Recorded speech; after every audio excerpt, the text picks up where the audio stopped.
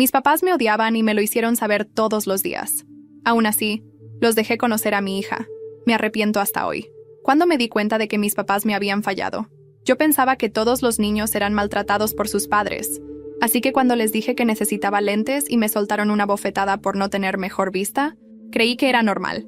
Y cuando, en vez de regalos de cumpleaños, me daban un informe cada año con todo lo que había fallado, también pensé que era normal. Y cuando me dijeron que Santa Claus sí existía, pero que le daba asco venir a verme, ¿adivina? También pensé que era normal. Con el tiempo, por fin decidí cortar lazos con ellos, alejarme de ese acoso constante. Ya pasaron más de 20 años desde entonces, y hace poco intentaron volver a mi vida. Me buscaron por Facebook y me dijeron que habían empezado terapia, que su terapeuta les ayudó a entender que fueron demasiado duros conmigo, que debieron haberme apoyado más, haberme motivado. Y la verdad, no sabía si quería darles esa oportunidad. Hoy tengo una hija de 8 años, y la crío de una forma completamente distinta, con cariño, con palabras de aliento, con todo lo que a mí me faltó. Su mamá, mi esposa, murió al dar a luz. Así que no ha sido fácil ser papá soltero, trabajar lo suficiente para que a mi niña no le falte nada. Pensé que tal vez sería bueno para ella tener más familia cerca, así que acepté que mis padres vinieran un día a cenar a casa, para conocer a su nieta. Me arrepiento hasta el día de hoy de haber vuelto a confiar en ellos después de lo que pasó esa noche. Mi hija y yo pasamos el día preparando la cena. Le encanta cocinar conmigo, hacemos un desmadre bonito en la cocina.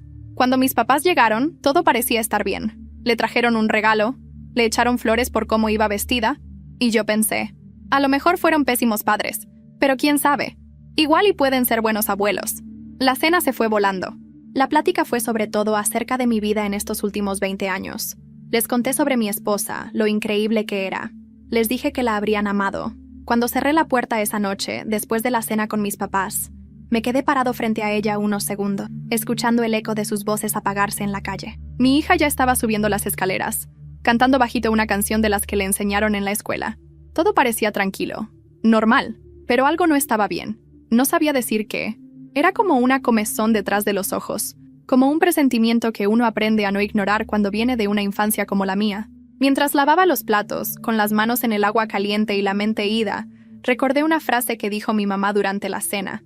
Pareció insignificante en ese momento, pero ahora me rechinaba en los oídos como una alarma.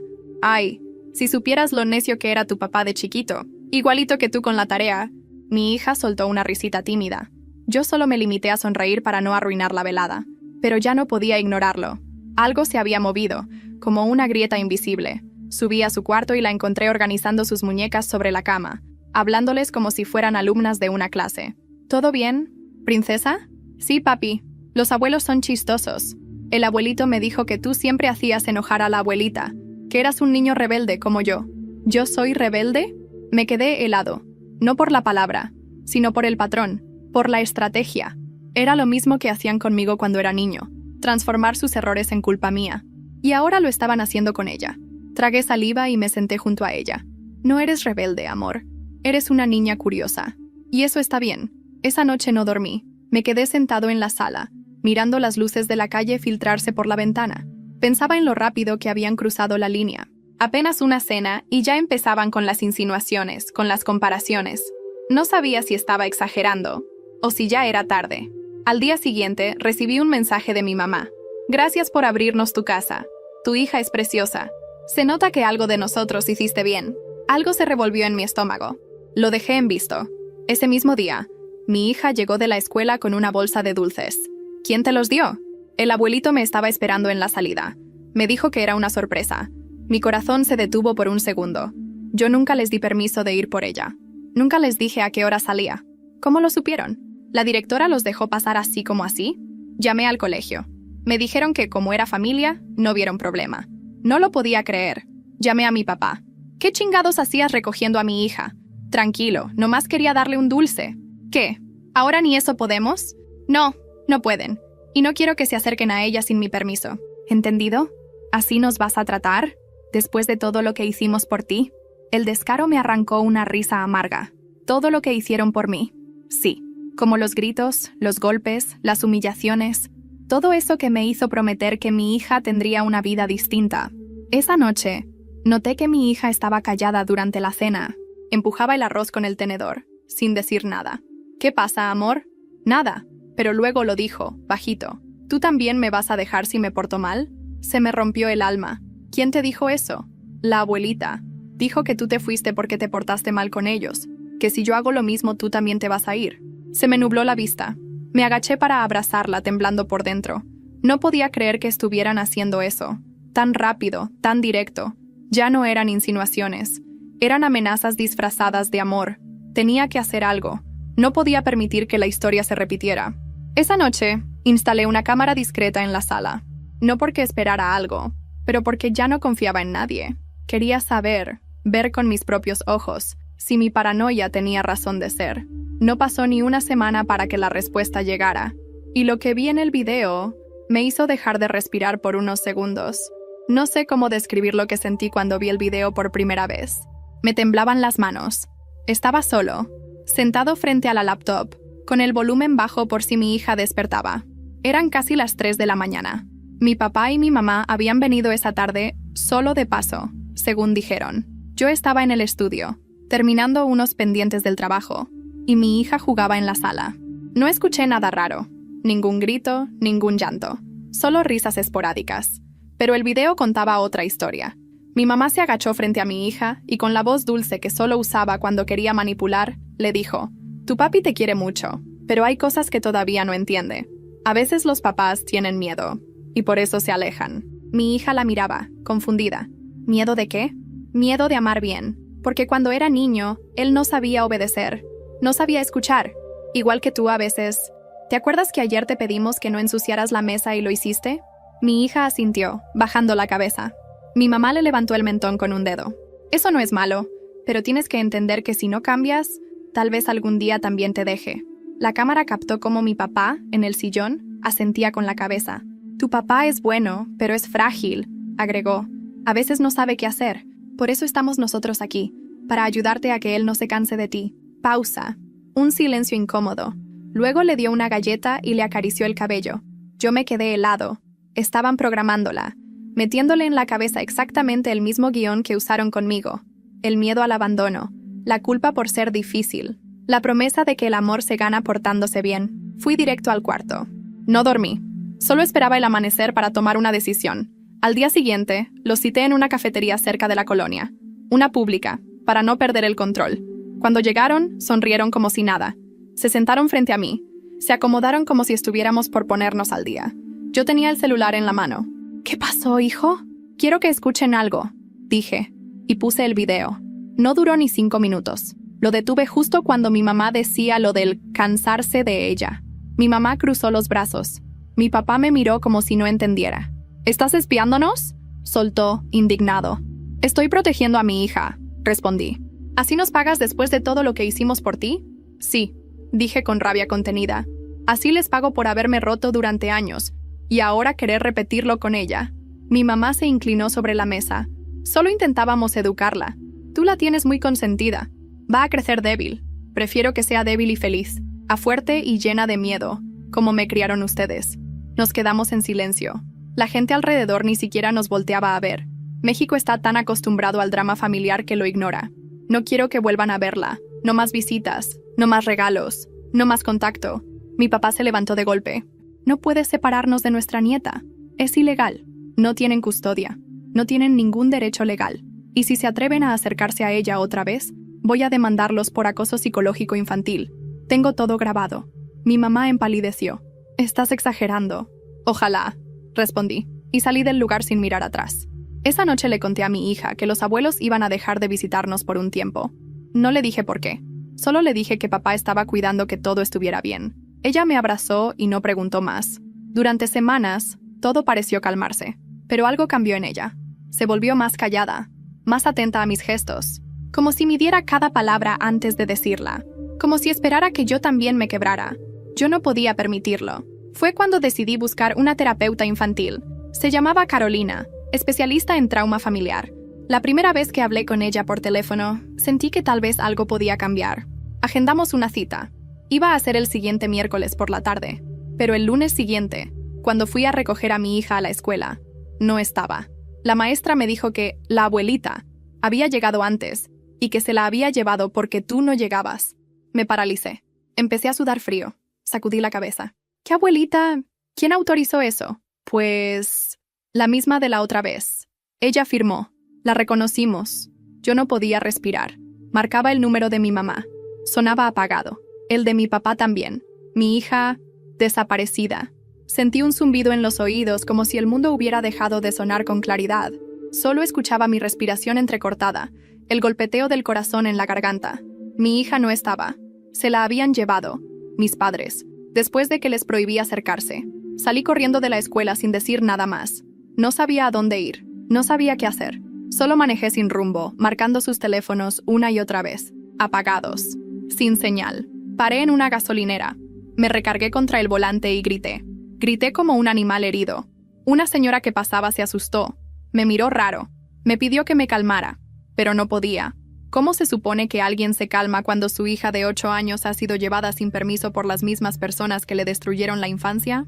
Llamé a la policía. Fui a la delegación más cercana en Coyoacán. Hice la denuncia. Sustracción de menor por familiares sin tutela. Tomaron mis datos. Les mostré el video. Les mostré los mensajes, las advertencias. Me dijeron que iban a emitir una alerta local, pero que al ser los abuelos había muchas zonas grises. ¿Zonas grises? Les dije que no podían verla. Están manipulando a mi hija. La están dañando. Uno de los oficiales me puso una mano en el hombro, con esa condescendencia institucional que te dan cuando quieren que dejes de gritar. Vamos a buscarla, señor. Pero también debe considerar que...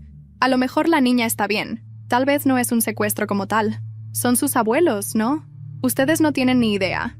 Le dije, bajito, con los dientes apretados. Si supieran lo que ellos me hicieron, no me estarían diciendo eso. Salí de ahí con una copia de la denuncia y un vacío en el estómago. Lo primero que hice fue ir a su vieja casa, donde vivieron por años en Álvaro Obregón. Pero ya no vivían ahí desde hacía tiempo.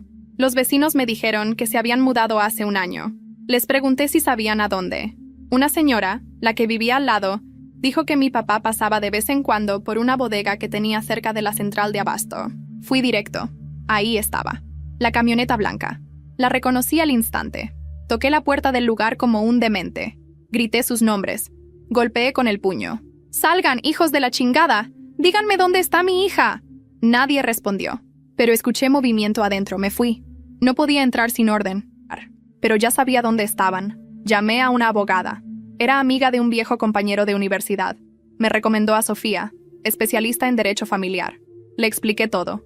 Me dijo que lo que hicieron era grave, pero que los jueces eran lentos. Que si yo iba directamente y trataba de sacar a la niña, podía meterme en problemas. Tienes que hacer las cosas bien, si quieres protegerla legalmente, me dijo. Pero te ayudo a meter un amparo urgente. Lo vamos a acelerar. Pasaron 2 días sin saber de ella. 2 días sin dormir, sin comer, sin saber si mi hija pensaba que la abandoné. O peor, si la estaban castigando por mi culpa. Me imaginaba sus ojos buscando los míos, su voz preguntando si yo la iba a dejar, justo como ellos le habían dicho. El tercer día, llegó el correo que me destruyó el alma. Un video, un archivo anónimo, no desde un número extraño, desde el correo de mi papá. Lo abrí. Mi hija, en una habitación pequeña, sentada en una cama con colcha rosa, ojos hinchados. Hola, papi. Estoy bien. La abuelita dice que no estás listo para ser papá, que necesitas descansar. Pero no te preocupes. Yo me voy a portar mejor, para que no te canses de mí. Mi mandíbula se tensó tanto que sentí que me iba a romper los dientes. Eso era tortura emocional. Eso era el infierno. Llamé a Sofía, le conté del video. Me dijo que eso cambiaba todo, que con eso podía presionar al juez para un allanamiento legal, que preparara todo, que íbamos a recuperarla. La cita en el juzgado era al día siguiente, 7:00 a.m. en punto. Teníamos que estar ahí antes que ellos movieran a la niña otra vez. Esa noche no pude estar solo. Fui a casa de mi cuñada, la hermana de mi esposa. Ella siempre me había apoyado, pero nunca se había metido demasiado. Le mostré el video. Lloró. Yo sabía que tus papás eran raros, pero esto es criminal. Dormí en el sofá, con mi celular en la mano. Cada notificación me hacía saltar. Cada sombra en la ventana me aceleraba el corazón. Y entonces, a las 4:12 de la mañana, llegó otro correo. Sin texto. Solo un archivo PDF. Un documento escaneado. Era una carta, firmada por mi hija, supuestamente. Yo, Jimena Valenzuela Gómez, quiero vivir con mis abuelos porque ellos me cuidan mejor y no me gritan. Todo en letra de niño, mal escrita, pero visiblemente forzada. y en la última línea, escrita con otra letra, más adulta, estaba la frase: si sigues buscándola, vamos a contar lo que hiciste cuando eras adolescente. Ahí supe que mis padres estaban dispuestos a todo, y que acababa de empezar una guerra. Leí esa carta más de 20 veces esa madrugada. No por la letra de mi hija, que claramente había sido manipulada, sino por esa última línea, esa amenaza, esa frase escrita como si nada, pero que olía a dinamita. Vamos a contar lo que hiciste cuando eras adolescente. ¿Eso era una amenaza? ¿Un chantaje? ¿Una advertencia? Me senté en el suelo, con la espalda contra la pared, la carta en una mano y el celular en la otra. Era como si me hubieran arrancado algo del pecho, porque lo que ellos sabían, lo que podrían estar usando en mi contra, era algo que llevaba enterrado desde hacía más de 20 años. Un secreto que no era mío solamente. Uno que nunca quise sacar a la luz. Cerré los ojos. Imágenes me golpeaban como látigos. El cuarto oscuro, el llanto de mi primo, los gritos de mi papá al descubrirnos, la vergüenza, el castigo, el silencio que nos impusieron y la forma en que lo manipularon todo para que yo cargara con la culpa de algo que fue mucho más complejo de lo que ellos contaron. Yo tenía 15, él tenía 13. Nunca lo volví a ver después de ese verano. Mi familia hizo lo que mejor sabía hacer: ocultar, distorsionar, reprimir. Pero ahora, 2 décadas después, estaban usando eso para atacarme. Llamé a Sofía, la abogada, en cuanto amaneció. Recibí una amenaza, le dije con la voz seca. Me están chantajeando con algo del pasado. ¿De qué tipo? Algo personal. No puedo explicarlo por teléfono, pero están dispuestos a destruir mi imagen, con tal de quedarse con mi hija. Ella me pidió que mantuviera la calma. Lo importante es recuperar a Jimena primero. Después enfrentamos lo demás. A las 7:00 am, estábamos en el juzgado. El juez revisó la evidencia. El video de la manipulación emocional, el testimonio de la escuela, la carta forzada, el historial de denuncias. Autorizó el operativo. Iban a acompañarme elementos de seguridad para allanar la bodega donde se escondían. A las 9:47 am, llegamos. Tocaron la puerta. No hubo respuesta. «Autorización judicial», gritó uno de los oficiales. «Abran la puerta». Nada. La forzaron. El portón chirrió como si se resistiera. Entramos. Era un lugar oscuro, lleno de cajas apiladas, como si estuvieran a punto de mudarse o esconder algo. Todo desordenado. Y entonces, en una esquina, la vimos. Mi hija, sentada en una colchoneta, con una cobija de caricaturas y un cuaderno de dibujo.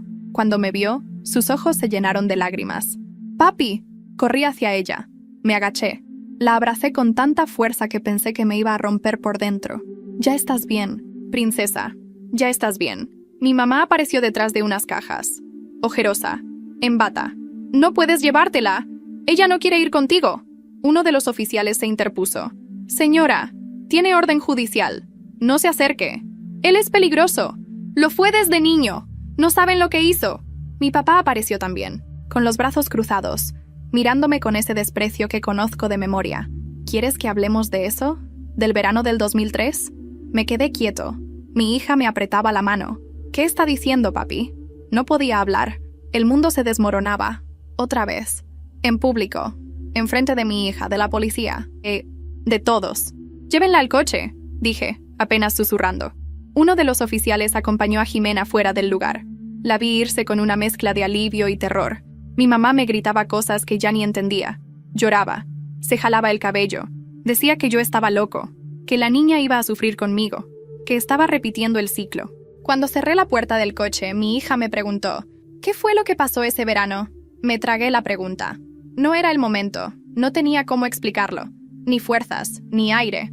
Nada que tenga que preocuparte, amor. Solo sé que jamás voy a dejar que nadie te lastime. Esa misma tarde, Sofía me recomendó meter una orden de restricción permanente.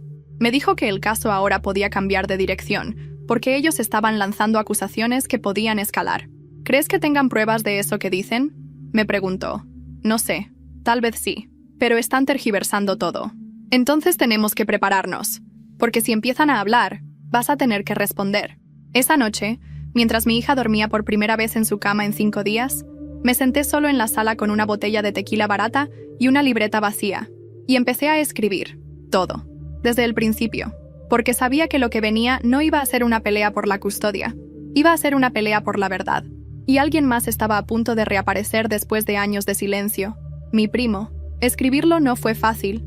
Tuve que detenerme varias veces, respirar hondo, salir al patio para no quebrarme frente a Jimena. Había cosas que no pensaba recordar jamás, pero sabía que si quería protegerla, si quería romper el ciclo de una vez por todas, tenía que enfrentar la historia como fue, sin edulcorarla, sin mentirme. El verano de 2003. Mis papás me mandaron a pasar las vacaciones con mis tíos en Querétaro. Decían que necesitaba enderezarme, que el DF me estaba pudriendo, que necesitaba disciplina. Mi tío trabajaba todo el día. Mi tía era estricta, fría, pero el que estaba siempre ahí era él, Leonel, mi primo, 2 años menor, inteligente, callado, con esa mirada que siempre parecía estar escondiendo algo. Nos hicimos inseparables ese verano. Jugábamos fútbol en la calle, veíamos películas hasta tarde, hablábamos de cosas que no entendíamos del todo, lo que sentíamos, lo que nos hacía distintos. Una noche, en una de esas conversaciones a escondidas, nos besamos. Nada agresivo, nada planeado. Fue torpe, confuso. Yo no sabía lo que estaba haciendo, él tampoco, pero alguien nos vio. Mi papá. Había venido sin avisar a revisarme. Me encontró en la sala abrazando a Leonel. No dijo nada, solo se quedó parado ahí. Vi su silueta en la puerta, luego el grito, la furia. Nos separó a empujones. Me golpeó. A él lo insultó. Dijo que yo lo había corrompido, que ya sabía que yo era una vergüenza, que eso pasaba por darme libertades. Al día siguiente, me regresaron al DF. Nunca más vi a Leonel. Nunca más se habló del tema. Mis papás lo convirtieron en una sombra, un secreto sucio. Usaron eso para controlarme por años, siempre con frases envenenadas como: acuérdate de lo que hiciste. No quieres que la familia se entere, ¿verdad? Yo cargué con la culpa, no por haberme besado con él, sino por haberlo dejado solo, por no haber hecho nada para buscarlo, por haberme tragado el silencio como si fuera castigo. Ahora ellos estaban usando eso contra mí, y él, Leonel, era el único que podía desmentirlos, o hundirme. Pasé toda la noche buscando su nombre en redes sociales, nada. Pero al día siguiente, Sofía, mi abogada, me llamó con una voz distinta. ¿Estás sentado? ¿Qué pasó? Encontré a tu primo. Vive en Guadalajara. Trabaja como ilustrador. Le mandé un mensaje explicándole lo mínimo. Me respondió. Silencio. ¿Y? Quiere hablar contigo. Fue como si me pusieran una piedra caliente en el pecho. Después de todo, después de tantos años, él quería hablar. Tomé un vuelo esa misma noche. Dejé a Jimena con mi cuñada.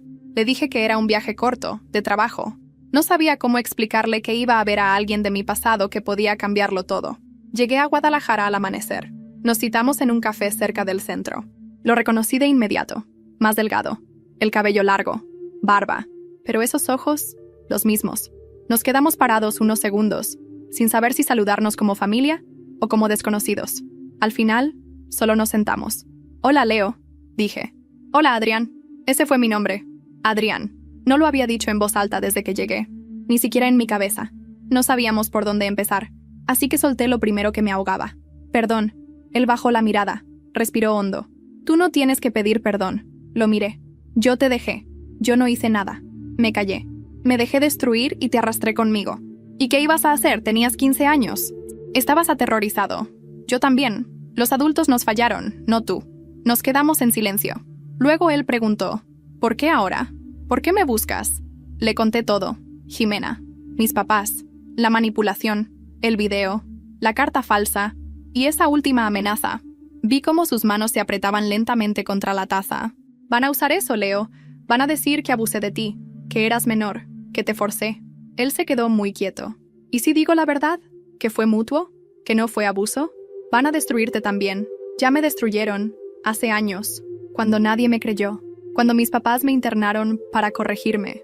Me tragué el nudo en la garganta. No sabía eso. Nunca me dijeron. Tú y yo fuimos los únicos que no tuvimos la culpa, pero los únicos que cargamos con todo. Y ahora mi hija... Me detuve. Leonel asintió. Te voy a ayudar. Voy a escribir una declaración. Y si quieren guerra, también puedo hablar, porque a mí también me destruyeron. Y no voy a permitir que lo hagan con tu hija. Nos abrazamos, como si algo roto finalmente hubiera empezado a soldarse. Regresé a CDMX con su declaración en el correo. Una carta poderosa, escrita con precisión y verdad. Lo suficiente para detenerlos, para desarmar la amenaza.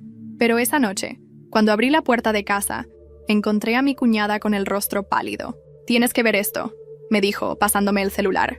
Era un video, publicado en una página local.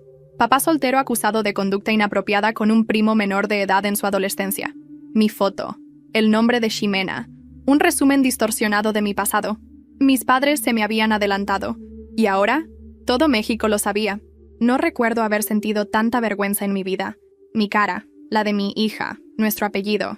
Todo ahí, expuesto. Mezclado en titulares sensacionalistas como si fuéramos parte de un escándalo de revista barata. Pero esto no era una celebridad. Esto era mi vida, mi hija, mi historia convertida en munición para destruirnos. El video tenía más de 100,000 reproducciones en apenas unas horas. Lo compartían en grupos de padres de familia, en redes locales, hasta en una página de Facebook de mi colonia. Los comentarios eran: una pesadilla. ¡Qué asco! ¿Cómo dejan a esa gente criar niños? Obvio repite patrones. ¿Y nadie va a hacer nada con la niña? Me dolía más por Ximena, porque aún no lo entendía, pero lo sentiría pronto. Los niños absorben todo, incluso lo que no comprenden. Sofía me llamó con voz urgente. No respondas a nada en redes, ni una palabra. Lo único que importa ahora es controlar el daño legal. ¿Controlar? Mi hija va a ir a la escuela y todos van a mirarla como si fuera víctima de un pervertido. No te desesperes. Tengo la declaración de tu primo lista para entregar al juez. También podemos denunciar por difamación. Esto es grave. Pero si te quiebras ahora, pierdes. Yo no quería perder, pero tampoco quería pelear. Quería desaparecer. Ese día no salí de casa, cerré cortinas, apagué el celular. Me senté frente a la televisión sin volumen. Solo estaba ahí, esperando que el mundo dejara de girar. En la noche, Ximena se me acercó. «Papá, ¿por qué una señora me dijo cosas feas en la escuela?» La miré. Sentí la garganta cerrarse. «¿Qué cosas?» «Que tú hiciste algo malo con un primo, que por eso no debería quedarme contigo». Levanté la cabeza. Su carita estaba confundida. No asustada. No todavía. Pero ya había algo sembrado en ella. «Eso no es cierto, amor. Es una mentira que alguien dijo para hacer daño. No hiciste nada malo, y yo tampoco». «Entonces, ¿por qué todos están enojados?» No supe qué responder. Solo la abracé. Esa noche, no dormí. Otra vez. Al día siguiente, nos citaron en el DIF. Visita obligatoria para revisión del entorno familiar.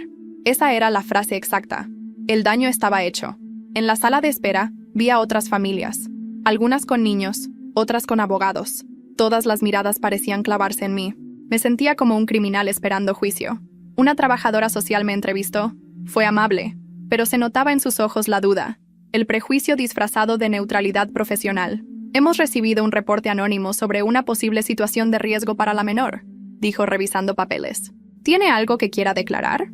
«Sí, que mis padres están manipulando la información para vengarse, que han mentido, distorsionado, y que tienen un historial comprobado de abuso emocional». Le entregué el video de la manipulación. Le di la declaración firmada por Leonel.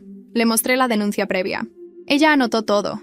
Me dijo que necesitaban hacer una visita domiciliaria, que Ximena debía ser evaluada por una psicóloga del DIF. Salimos de ahí en silencio. En el coche, Ximena me preguntó: «¿Me vas a llevar con otra familia?» ¿Qué? Claro que no, porque la psicóloga dijo que a veces eso pasa cuando un papá está enojado o está triste. Se me hizo un nudo en la garganta. «Nadie te va a separar de mí, princesa. Te lo prometo». Pero en mi cabeza, la promesa ya no valía nada. Todo pendía de un hilo, y no tenía forma de saber qué tan fuerte iba a ser el siguiente golpe. Esa noche, mientras intentaba calmarla y meterla a la cama, sonó el timbre. Miré por la mirilla. 2 patrullas, 3 agentes, y una mujer del DIF con una carpeta en la mano. Abrí la puerta. El corazón me latía en el cuello. «¿Adrián Valenzuela Gómez?», dijo uno de los agentes. «Sí. Tenemos una orden preventiva para llevar temporalmente a la menor Ximena Valenzuela a un centro de resguardo, en lo que se determina su situación familiar». Sentí que me arrancaban el alma. «No, no pueden hacer eso. Ella está bien. Está conmigo. Tiene derecho a apelar. Pero por ahora, tiene que dejarla ir». Ximena salió del cuarto. Vio a los policías. Se acercó corriendo a mí. «Papá, no quiero ir. ¡No quiero!». Me arrodillé. La abracé con toda mi fuerza. «Escúchame bien, amor. Esto no va a durar. Voy a traerte de vuelta. Lo juro por todo lo que soy. Confía en mí». Me la quitaron de los brazos. Se la llevaron. La escuché gritar mi nombre hasta que la patrulla arrancó. Me quedé solo, de rodillas, llorando. Y entonces, en la oscuridad, sonó mi celular. Era un número desconocido. Contesté. «¿Adrián? ¿Quién habla?» «Soy tu madre. Ya basta de esta guerra. Queremos hablar, pero esta vez con condiciones. Y tú vas a escucharnos». Esa llamada me dejó paralizado. Mi madre hablaba con un tono que no escuchaba desde que era niño. No era ira, no era súplica. Era algo peor. Control disfrazado de calma. Como si todavía creyera que podía manejarme con palabras medidas y frases cargadas de veneno. «Quiero que nos veamos», me dijo. «Sin abogados, sin cámaras, solo tú y nosotros». ¿Para qué? Porque tú necesitas entender ciertas cosas. Y nosotros también. Si no nos escuchas, no tienes idea de lo que va a venir. Me reí. Una carcajada rota. Ella no respondió. ¿De verdad crees que tengo algo que entender de ustedes? ¿Después de lo que me hicieron a mí y ahora a mi hija? Las cosas no son tan simples, Adrián. No, mamá. Son clarísimas. Ustedes están jodidos. Y están desesperados. Pero la próxima vez que se atrevan a usar mi pasado para tocar a mi hija, no me detengo hasta verlos tras las rejas. Si nos denuncias, vas a tener que contar toda tu historia. ¿Estás listo para eso? Ahí estaba. La amenaza velada. Otra vez. Colgué. Pero no podía ignorar lo que ella dijo. Si yo no tomaba el control de esta narrativa, ellos lo harían. Y ya habían empezado. Esa noche hablé con Sofía. Le conté de la llamada. Pueden tener más cosas escondidas, le dije. No sé hasta dónde están dispuestos a llegar. Lo están empujando todo al límite, Adrián. Y cuando la gente está arrinconada, se vuelve peligrosa. Quieren hablar. A solas. No recomiendo eso. Pero si decides hacerlo, no vayas sin algo que te respalde. Yo puedo estar cerca, a unos metros, grabando desde un auto. Lo pensé. Mucho. Al final, accedí.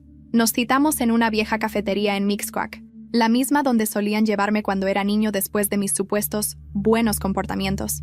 Era simbólico, claro, como si ellos quisieran regresar al punto de partida. Entré primero. Me senté en una mesa al fondo. Sofía estaba en un coche afuera, grabando con una cámara escondida. Ellos llegaron juntos. Mi madre con el cabello más blanco, mi padre con el mismo porte altivo. Se sentaron frente a mí sin decir palabra. ¿Qué quieren? Mi padre fue directo. Queremos que retires la denuncia, que pares todo, que dejes que Ximena vuelva a tener contacto con nosotros. Me eché hacia atrás, cruzado de brazos. ¿Y a cambio de qué? Mi madre sacó un sobre manila. Lo puso sobre la mesa. Aquí están todos los archivos que recopilamos, fotos, cartas, todo lo relacionado con ese verano. Si haces lo que pedimos, desaparecen. Nadie más los verá. No lo abrí, ni lo toqué. Ya tengo la declaración de Leonel, dije. Ahí, por primera vez, vi que mi madre dudó. Se le escapó un leve parpadeo de sorpresa. No importa, dijo mi padre rápidamente. Él no es confiable. Está enfermo. No está enfermo, contesté con firmeza. Él fue una víctima, como yo. Mi madre me miró por varios segundos. ¿Tú crees que nosotros hicimos lo que hicimos por maldad? ¿Que no sabíamos lo que era criar a un niño confundido, emocional, quebrado? No sabían, y no les importó. Y eligieron el castigo, eligieron el miedo. Porque eso fue lo que nos enseñaron, soltó ella por primera vez perdiendo el tono. Y tú nunca lo entendiste. Mi padre puso la mano sobre la mesa. Esta es tu última oportunidad, Adrián. Si no aceptas esto, vamos a contar todo. Públicamente. Vamos a llegar a donde tú no quieras que lleguemos. Entonces háganlo. Porque si creen que voy a quedarme callado mientras destruyen la vida de mi hija como hicieron con la mía, no me conocen en absoluto. Me levanté. Tomé el sobre. Pero no como muestra de sumisión. Lo levanté para que todos lo vieran. Todo esto, va a servir como prueba del chantaje que están cometiendo. Ustedes no me destruyen, porque ya no soy ese niño. Salí sin mirar atrás. Sofía me llamó minutos después. Todo quedó grabado. Perfecto. Con eso tenemos no solo un caso sólido de difamación, sino también de coacción. Podemos obligarlos a retractarse públicamente. Esa misma semana, supe que el DIF estaba evaluando el caso con urgencia. El video, la declaración de Leonel, la grabación del chantaje, todo empezaba a pesar. Pero entonces, justo cuando parecía que había una luz, Sofía me llamó con voz temblorosa. «Adrián, tienes que sentarte». «¿Qué pasó?» «Acaban de recibir una denuncia por abuso infantil. Anónima. Pero viene con fotos tuyas abrazando a Ximena. Manipuladas. Están pidiendo que no te restituyan la custodia». Sentí que el aire me abandonaba. ¿Fotos de qué tipo? De ustedes en casa, sacadas del contexto, retocadas. Y lo peor, es que están llegando a medios de comunicación. Una guerra sucia. Y esta vez estaban jugando sucio de verdad. Me senté en el borde de la cama, con el celular en la mano, viendo una y otra vez las imágenes que me acababan de enviar. Eran fotos de mí y Ximena. Momentos normales. Ella sentada en mis piernas viendo una película, abrazándome en la cocina, durmiendo abrazada a mí después de una pesadilla. Instantes reales. puros, pero alguien las había manipulado. Saturación alterada, zonas desenfocadas, ángulos recortados, lo suficiente para insinuar lo inhumano. La denuncia anónima pedía que yo fuera investigado por conductas inapropiadas y había sido enviada a varios medios digitales, así como a páginas comunitarias de denuncia en redes sociales. Me convertí en un monstruo para los que no me conocían. Recibí amenazas por mensaje directo. Cerdo, te vamos a linchar. ¿Cómo se nota que repites lo que te enseñaron tus papás? Pensé en dejarlo todo, en irme del país, cambiar de nombre, empezar desde cero. Pero entonces Sofía me llamó. Tenemos una posibilidad, Adrián. ¿Qué? Una periodista de verdad, una de las buenas, me contactó. Se llama Lourdes Nava, trabaja en una revista de investigación seria. Ella vio el caso en redes y no le cuadró. Dice que huele a montaje. ¿Y qué quiere? Quiere hablar contigo, con tu primo. Quiere contar tu versión, pero con pruebas. Dice que si vas a caer públicamente, que al menos se escuche tu verdad primero. Me negué al principio. No confiaba en nadie, pero luego pensé en Jimena, en cómo todo esto quedaría en internet para siempre, en que algún día iba a crecer y leerlo todo. Tenía que hacerlo, por ella.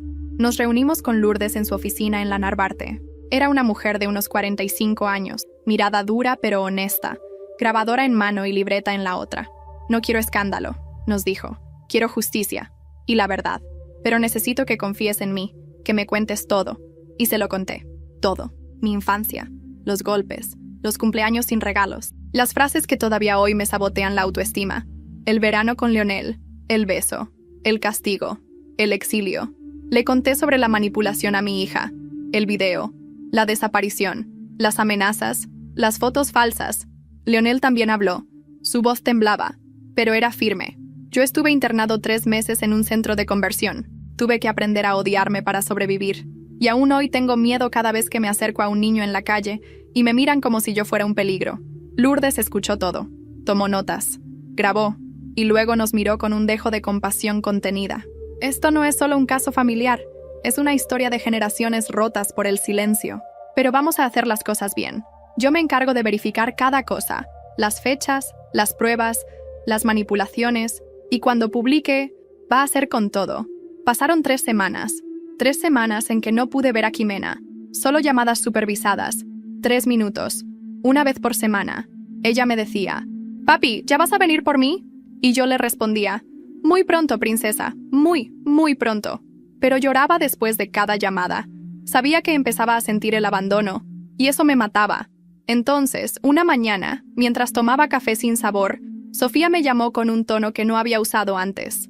«Adrián», Lourdes publicó, «¿Ya?» Ya. El artículo se titulaba El caso Valenzuela, cómo una familia intentó repetir el abuso disfrazándolo de amor. Era brutal, meticuloso, doloroso, pero justo. Tenía todo. Las pruebas, las contradicciones en las denuncias, la manipulación comprobada, la grabación del chantaje, el historial de los abuelos, el testimonio de Leonel. Y lo más importante, expuso cómo el sistema había fallado en proteger a Jimena. El texto se viralizó. Miles de comentarios nuevos, esta vez distintos. Esto sí es periodismo. Qué horror lo que pasó a este hombre. Y la niña. Los verdaderos monstruos eran los abuelos. La balanza empezaba a inclinarse. El DIF recibió presión pública. Organizaciones de derechos humanos contactaron a Sofía. El juez reabrió el caso. Esa misma semana se realizó una nueva audiencia. Yo llegué con el corazón temblando. Los vi entrar. Mi padre con traje oscuro. Mi madre con un rosario en la mano, fingiendo dignidad. Jimena entró poco después, de la mano de una psicóloga. Me vio. Corrió hacia mí. Esta vez, no la detuvieron. Nos abrazamos como si el mundo desapareciera. El juez se sentó. Miró todos los documentos, las declaraciones, las pruebas digitales, el artículo. Y luego habló. Dada la evidencia presentada, y en virtud del bienestar emocional y psicológico de la menor, se restituye la custodia total y permanente a Adrián Valenzuela Gómez. Se prohíbe cualquier contacto entre la menor y los señores Valenzuela Aranda, bajo pena legal. Mi madre se desmayó. Literalmente. Se fue de lado. Mi padre se quedó inmóvil. No dijo una palabra. Yo, por primera vez en años, lloré en público sin vergüenza. Jimena me apretaba la mano. ¿Ya me puedo ir contigo? Sí, amor. Vámonos a casa. Y mientras salíamos del tribunal, sentí que el mundo volvía a tener color, luz, vida. Pero al llegar al coche, me encontré con una carta pegada en el parabrisas, escrita a mano, sin firma. Lo que le hiciste a tu primo, Nunca se olvida. Alguien más recuerda. Y no todos creen en tu versión. El infierno no había terminado del todo. La carta en el parabrisas me dejó helado. La leí varias veces, en silencio, mientras Jimena, en el asiento trasero, cantaba bajito una canción de Julieta Venegas que le gustaba. No entendía la gravedad de lo que estaba ocurriendo. No sabía que una simple hoja de papel podía pesar tanto como una piedra. Lo que le hiciste a tu primo nunca se olvida. No estaba firmada. No había nada más. Solo esas frases, insinuaciones. Me pregunté si era real, si venía de alguien que realmente sabía algo. ¿Otro familiar? ¿Un vecino? ¿Un excompañero? ¿Un completo extraño que había leído la historia y creía más en los rumores que en los hechos? Lourdes, la periodista, me había dicho: las historias públicas no se apagan con la verdad, se diluyen, pero el ruido siempre queda. Aprende a vivir con eso sin dejar que te ahogue. Pero esto no era ruido, era una amenaza. Esa noche, después de llevar a Jimena a la cama, me senté frente al escritorio con la carta en una mano y el celular en la otra. Pensé en llamar a Leonel, preguntarle si alguien más sabía, si había contado su versión completa a alguien, pero no lo hice. Ya había arriesgado mucho por mí. No iba a exponerlo más. En lugar de eso, decidí enfrentar el miedo de frente. Al día siguiente publiqué en mis redes, las que había cerrado semanas atrás, una declaración pública, un video, sin filtros. Solo yo, en mi sala, mirando directo a la cámara. Mi nombre es Adrián Valenzuela. Soy padre de una niña maravillosa de 8 años, Jimena. He sido acusado, perseguido y difamado por personas que durante años controlaron mi vida con miedo. Fui víctima de abuso emocional, de manipulación y de chantaje. Y hace poco, intentaron repetir ese ciclo con mi hija. No voy a permitirlo. Mi historia está ahí fuera. La verdad está documentada. Y si alguien más, quien sea, tiene algo que decir, que lo haga con pruebas. Pero no voy a seguir viviendo escondido por algo que no fue mi culpa y que nunca debería haber sido un secreto en primer lugar. El video se viralizó en menos de 24 horas. Y para mi sorpresa, el apoyo fue abrumador. Cientos de mensajes. Padres, profesores, personas que habían vivido cosas similares, algunos en silencio por años, otros con rabia acumulada. Pero también aparecieron otros mensajes. Uno, en particular, me hizo temblar. Yo también estuve ese verano en Querétaro. Yo vi lo que pasó. Y no fue solo un beso. ¿Quieres que lo cuente? No tenía nombre. No tenía foto, pero el mensaje me golpeó como un mazo. ¿Quién era? ¿Inventaba? ¿Decía la verdad? ¿Qué quería? Mandé el mensaje a Sofía y a Lourdes. La primera me dijo que no respondiera, que no valía la pena reabrir la herida, que si alguien tenía algo real, que lo presentara con nombre y apellido. Pero Lourdes pensó distinto. Hay algo aquí que no cierra. Tal vez no es un testigo real, pero si lo es, necesitamos saber quién es o qué busca. Los días siguientes fueron una mezcla de paz doméstica y paranoia digital. Llevaba a Jimena a la escuela. Cocinábamos juntos. Íbamos al parque. Recuperábamos pedacitos de la vida que nos habían robado. Pero cada vez que sonaba el celular, el corazón se me detenía. Hasta que un día recibí un correo. Asunto: tú sabes quién soy. Y en el cuerpo del mensaje: Querétaro, verano, el otro chico, no eras tú el único. Y un número de teléfono. Solo eso. La paranoia me mordía el cuello. Le escribí a Leonel. Le conté lo mínimo. Él tardó en responder. Horas después, me llamó. Adrián, hay algo que nunca te conté. Me quedé mudo. No eras tú el único chico con el que me pasó algo ese verano. Después de que tú te fuiste, alguien más lo intentó. Alguien más. Mayor. La sangre me abandonó el cuerpo. ¿Quién? Un vecino. Tenía 17. Era hijo de un amigo de mi papá. Yo nunca dije nada. Pensé que si hablaba, iban a usarlo contra mí, que iban a decir que era yo el problema. Otra vez. Me senté en el suelo, temblando. ¿Crees que él está detrás de esto? No lo sé. Pero si ese mensaje es real, y es él, tal vez está tratando de protegerse, o de advertirte, o de hacerte caer. Me quedé en silencio. Sabía lo que venía. Esto ya no era solo sobre mis papás. Había algo más profundo. Algo que dormía en ese verano. Algo que habíamos ignorado por sobrevivir. Y ahora, parecía estar despertando. Justo esa noche, Jimena se despertó gritando. Una pesadilla. La abracé. Le dije que todo estaba bien, que estábamos juntos, que nadie más iba a hacerle daño, y lo creía. Pero al día siguiente, Lourdes me mandó un mensaje con una sola línea. Encontré al vecino. La noche anterior no dormí. Caminaba de un lado a otro en la sala, mirando el celular como si fuera a explotar. Lourdes me había mandado ese mensaje seco, directo, Encontré al vecino. Pasaron 20 minutos antes de que me enviara los detalles. El nombre me congeló la sangre. Santiago Rivas Ávila. Tenía ahora 35 años. Trabajaba como agente inmobiliario en León, Guanajuato. Casado. 2 hijos. Cuenta pública en Instagram. Sonrisa amplia. Frases de superación personal en los pies de foto. Un lobo disfrazado de cordero. Lourdes me explicó que después de hablar con contactos en Querétaro, algunos vecinos del pasado recordaban que Santiago era muy amiguito de los niños. Uno incluso dijo, siempre estaba solo con ellos, especialmente con uno de los primos. Creo que se llamaba Leonel. Y ahí Lourdes lo confirmó todo.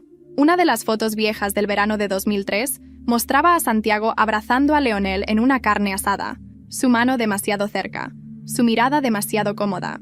Todo lo que Leonel me dijo empezaba a tener otra dimensión. Volví a marcarle. Tengo un nombre, le dije. ¿Quién? Santiago Rivas Ávila. Silencio. Luego solo escuché su respiración. Y una palabra. Hijo de puta. Le conté todo. Le dije que Lourdes tenía pruebas, testimonios, gente que empezaba a hablar, que no estaba solo, que podía denunciarlo. Pero también le dije la verdad, que si no quería hacerlo, no lo forzaría. Esto no es tu batalla, Leo. Ya hiciste demasiado por mí. No, respondió con una firmeza que nunca le había escuchado. Esta vez, quiero pelear la mía. Días después, Leonel presentó la denuncia formal. Con respaldo legal, con testigos, con pruebas. Fue una bomba. La historia cambió de foco. Ahora era Santiago el centro de la atención. Y en medio de eso, la verdad sobre el verano de 2003 se desenmascaró. La carta en el parabrisas, el mensaje anónimo, todo apuntaba a él. Un intento desesperado de silenciar antes de que todo saliera a la luz. Mis padres nunca dijeron una palabra sobre él. Nunca lo mencionaron. Tal vez sabían, tal vez no. Pero la indiferencia es tan culpable como el acto. Santiago fue arrestado 2 semanas después por denuncias múltiples. No solo Leonel. Otros también hablaron. Otros también sanaron. Y yo volví a respirar. Mi caso en el DIF fue cerrado definitivamente. Las fotos manipuladas fueron desacreditadas por peritos. Las órdenes de restricción contra mis padres se volvieron permanentes. Ya no podían acercarse a Jimena ni a mí. No legalmente, no físicamente. Pero el verdadero cierre llegó de forma inesperada.